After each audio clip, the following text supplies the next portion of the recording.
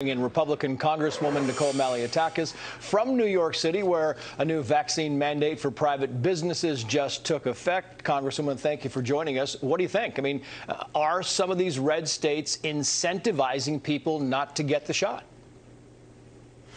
I think Republicans need to focus our fight, our time and energy on the legal battle that is ahead of us with the Supreme Court about to be hearing the Biden mandates on January 7th. I think that mandating individuals to be vaccinated is wrong. To take away their livelihood is wrong. But I also feel that we shouldn't be incentivizing individuals to not get vaccinated. I think we have to continue to encourage individuals to be vaccinated, but also focus on alternative options. I don't believe the Biden administration is doing enough to focus on treatments and therapeutics. New York City hospitals have a shortage of monoclonal therapies as well. We're seeing the same in other states like Michigan. And I think that we need to focus the federal efforts on getting those treatments and therapeutics approved, getting more of those monoclonal antibodies to the states, and then also fighting these mandates on the federal level.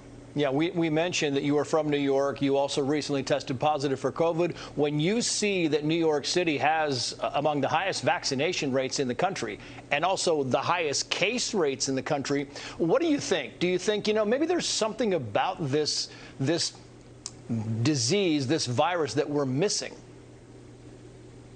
Yeah, so New York City has a vaccination rate of 89%, which is above the national average, and we're still seeing people test positive. And what these mandates have done is actually fire individuals. They want to find businesses or fire individuals who are not vaccinated, and then you're still seeing people test positive among the vaccinated population, which is leading to staffing shortages. What we're seeing, FDNY, NYPD, EMS, even the Staten Island Ferry running all staffed, short-staffed. We're now going to see that pushed onto the private sector. We're hoping that the new mayor will reevaluate this situation and at minimum allow people to have that testing option. But I do believe that the COVID is here to stay. It's taking various forms, various mutations, yes, but we have to learn to live with it. We need to learn to adapt to it, and I think treatments and therapeutics is really the answer.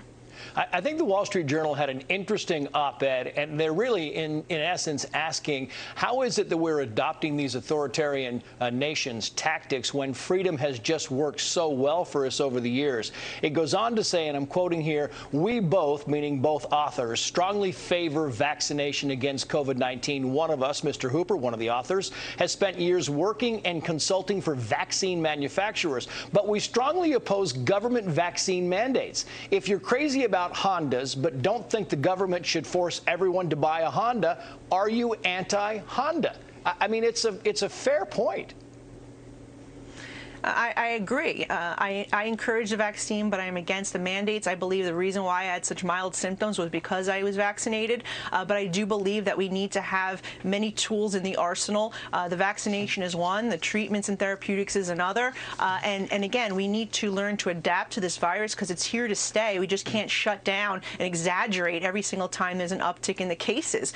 So I think giving people the choice, giving people the information and the tools they need to keep themselves and their families safe is the right thing, but let's continue to provide these alternatives in terms of treatment and still encourage those who want to be vaccinated to do so and giving them the proper information from the CDC. I think it's also been the miscommunication and the various changes in communication in the recommendations from the CDC that has caused confusion with individuals, and they just don't know what to do anymore. And so they've become skeptical and hesitant.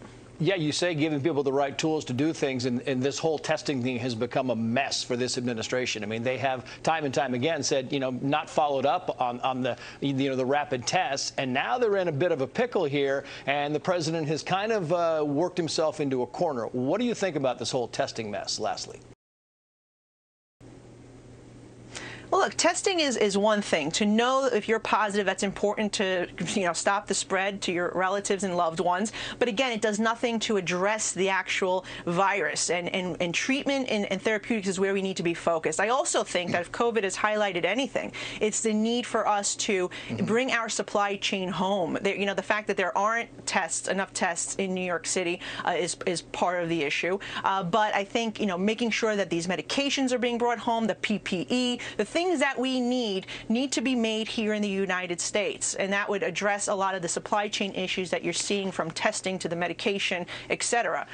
So that would be my focus and my recommendations to the president to focus on those particular issues and allow the states to do their job. But everything has to trickle down, I think, from the federal government and allow the states to just do their job. We all need to work together, local, state, and federal, to address this issue, but give people the options to protect themselves and the doctors to be able to recommend and make recommendations for their patients. Well, some would point out that these tests aren't made in the UK either. In the UK, their people are getting plenty of rapid tests. They are readily accessible. Congresswoman Malliotakis, thank you for coming on.